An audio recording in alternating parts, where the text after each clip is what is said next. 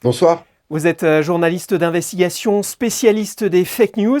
Si vous deviez résumer en un mot ou un adjectif cette toute première année, que diriez-vous? C'est toujours difficile de répondre en un mot à quelque chose d'aussi complexe, mais je pense que le terme de cauchemar convient assez bien à ce que les utilisateurs ressentent désormais quand ils vont sur Twitter. Pourquoi ce mot cauchemar? Mais je crois que les réseaux sociaux ont incarné une espèce de rêve démocratique et de rêve technologique.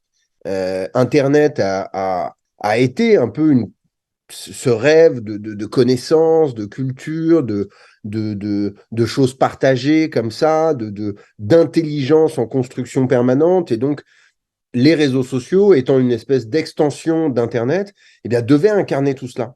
N'importe qui s'inscrit aujourd'hui sur un réseau social fait l'expérience d'une forme de violence exacerbée, d'une forme d'enfermement idéologique, et que tout ça a des conséquences assez graves sur les sociétés dans lesquelles nous vivons. Alors c'est vrai qu'il s'en est passé des choses en un an sur Twitter rebaptisé X.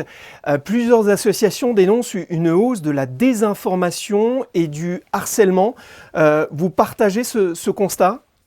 Il y a trois choses qui se sont passées sans qu'on s'en rende compte, qui étaient un peu des décisions internes, hein, à Twitter. La première décision qu'a pris Elon Musk, bah, c'est de licencier presque 50% du staff de Twitter. Et au sein des gens qui ont été licenciés, bah, il y a énormément de modérateurs. Ces gens qui sont payés pour faire le tri sur les réseaux entre ce qu'on peut montrer et ce qu'on ne peut pas montrer.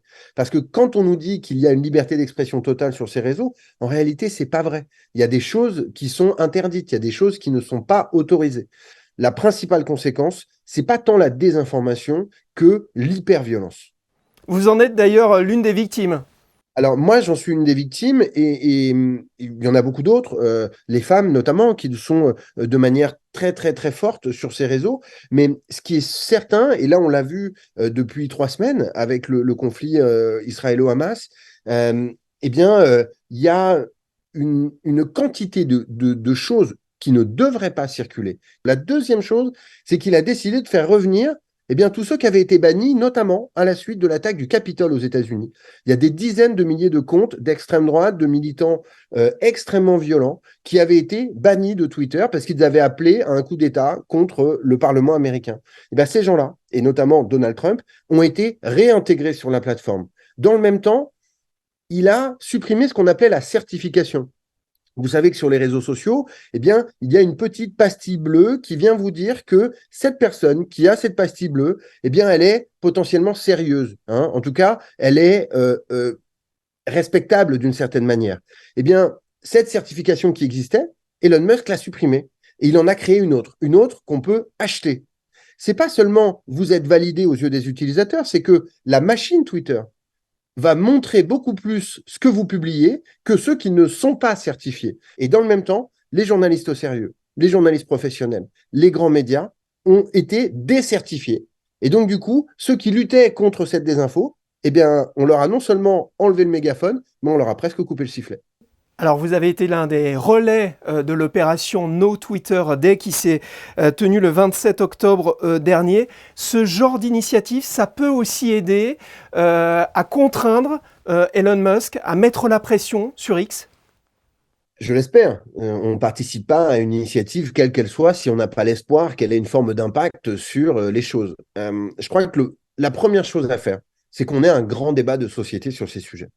En réalité, ces réseaux sont rentrés dans nos vies. Ils occupent désormais nos vies politiques, nos vies sociales, nos vies privées, nos vies personnelles, nos vies amoureuses, parfois même nos vies secrètes.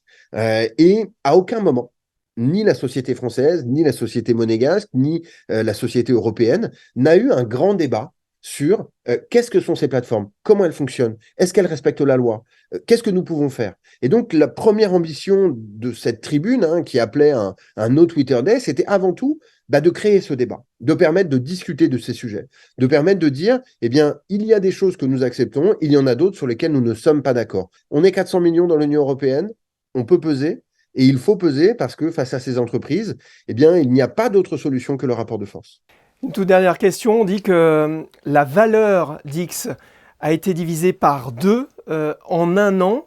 Que cherche Elon Musk au juste et est-ce que X peut causer sa perte?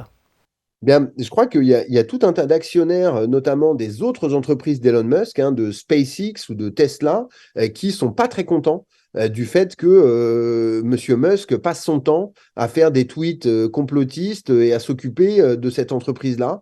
Donc, il y a une vraie problématique économique. Je ne crois pas du tout que Elon Musk soit un idéologue fondamentalement, c'est avant tout un businessman. Et donc, effectivement, je crois que la meilleure manière d'arriver à faire évoluer cette plateforme et la manière dont elle se comporte, c'est avant tout de toucher le porte-monnaie. Les Américains disent follow the money, suivez l'argent pour comprendre comment ça se passe. Eh bien oui, effectivement, la principale contrainte pour un businessman milliardaire, c'est souvent plus ses deniers que ses opinions. Et donc je crois qu'il va falloir aussi à un moment que nous attaquions de ce point de vue-là. Merci Thomas Huchon d'avoir été notre invité. Merci à vous.